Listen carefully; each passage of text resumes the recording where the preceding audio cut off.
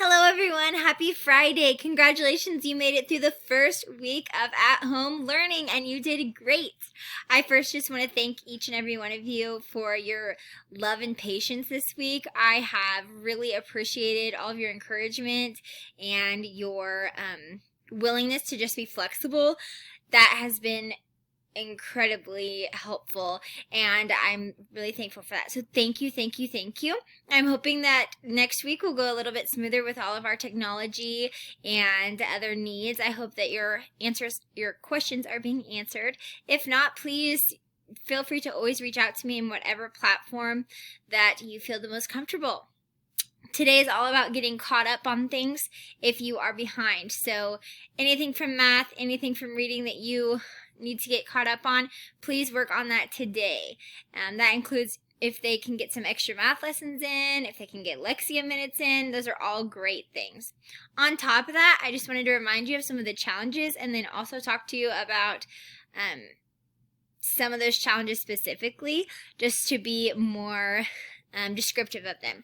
So there is a virtual field trip at the bottom of Friday's page, which is optional. It's something fun for your kiddos to do. They can click on it and they just can search around the museum and it tells them facts.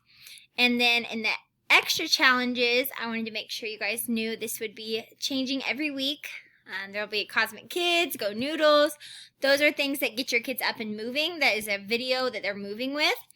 And then same with mindfulness. That's something you can use for brain breaks. I really encourage you not to have your student just working for an hour straight on their work, but giving them breaks in between, whether that be that you're taking a 5-minute break or a 20-minute break. Just give them some sort of break.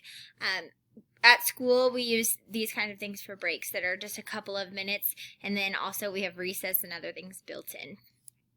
For our art challenge, I know we have some great little artists and I miss seeing their drawings, so if you choose to do an art project, if you would please send me a picture so I could share it on our Facebook page, that would be awesome. This week we're using Art Hub for Kids, which if you ask your student, they have done this quite a bit. They love doing the drawing with it. Most of them do. So this is the Easter chick, and then there's also a do-it-yourself craft. There's a reading challenge on there. Make sure to note that there's the username and password. It must all be lowercase in order for it to work. That is something that I've had some questions on. And then the telling time game, that's something good for them to use to practice telling time. And to them, it feels like a game as well.